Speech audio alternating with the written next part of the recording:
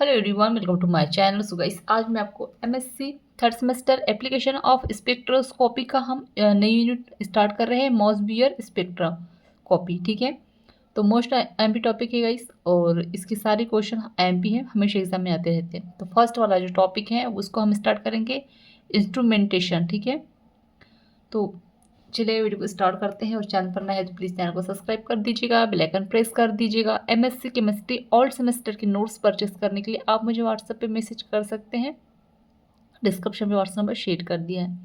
तो चलिए देखते हैं आगे। सभी मास स्पेक्ट्रोमीटर को इस प्रकार बनाया जाता है कि वह निम्न वर्क कर सके। तो जो मास स्पेक्ट्रोमीटर के बेस पर ये थ्योरी दी गई है। ठीक है, तो मॉलिक्यूल को वाष्पीकरण द्वारा वाष्प अवस्था में परिवर्तित कर सके, नेचुरल को वाष्पीकरण द्वारा वाष्प अवस्था में परिवर्तित कर सके, नेचुरल मॉलिक्यूल का विद्युत क्षेत्र द्वारा अट्रैक्शन न्यूट्रल मॉलिक्यूलर वाष्प अवस्था में आयनीकरण, मॉलिक्यूल इलेक्ट्रॉन रेडियो के अनुसार मॉलिक्यूल की पहचान उनके चुंबकीय फील्ड द्वारा पृथक्करण कर सके। ठीक है, तो ये कुछ कुछ चीज़ें हैं जो किसके लिए जरूरी है, मास स्पेक्ट्रोस्कोपी के लिए। ठीक है, आगे देखते हैं।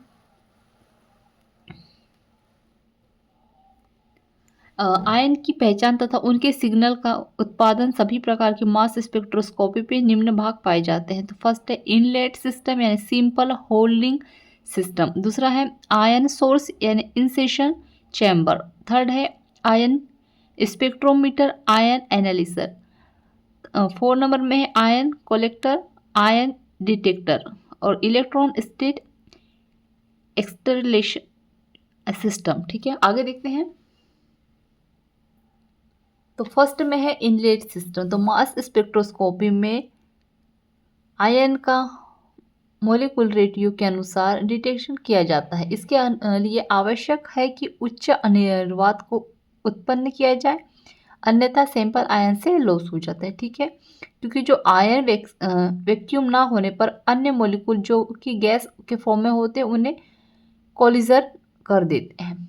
ठीक है, सेकेंड नंबर का देखेंगे आयन सोर्स। ये क्या है, आयोनाइजेशन चैम्बर होती है। तो इस चैम्बर में गैसेस सैंपल की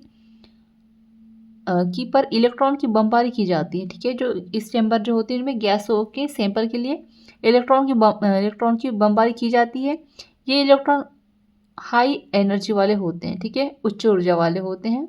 इनका फॉर्मेशन करने के लिए टंगस्टन एक वैज्ञानिक थे, उन्होंने तंतु को नेट किया जाता है, जिससे भिन्न भिन्न तरह के आयन उत्पन्न होते हैं। तो क्या है वो, इस तरह से हैं AbN+C AB+2E+ minus AbN+N+1 carbon minus, फिर ये C होगा। ठीक है, A+B+ इलेक्ट्रॉन माइनस, फिर A+B+2 इलेक्ट्रॉन माइनस, फिर ये A+ और B-। ठीक है, इसी तरह से ये दिए गए हैं। आगे देखते हैं। थर्ड नंबर में है आयन एक्सीलरेशन। तो आयोनाइजेशन चैम्बर में उत्पन्न इन सैंपल चार्जेस को 100 के पर, मतलब कि 1 से 100 के पर एक्सीलरेशन किया जाता है। अप्लाइड विभव द्वारा एक्सीलरेटर करने पर प्रत्येक सिंगली चार्जेड आयन की एनर्जी रखते हैं। जैसे E बराबर EV, इसको हम नाम ने दिया समीकरण नंबर 1।